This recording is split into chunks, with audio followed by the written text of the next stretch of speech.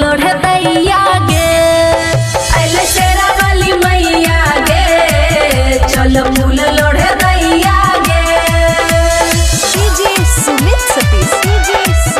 चल फूल लोढ़े दैया गे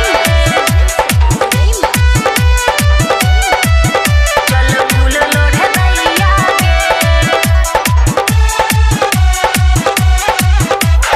खुशी रिकॉर्डिंग स्टूडियो बलुआहा।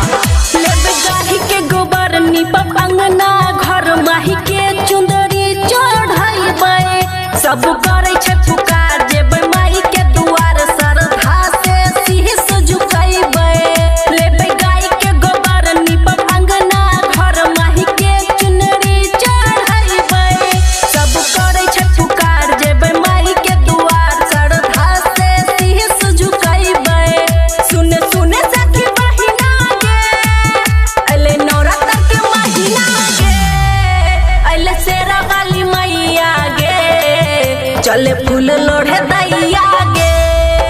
अइले शेरा वाली मैया गे चल फूल लोढ़े दैया गे चल फूल लोढ़े दैया गे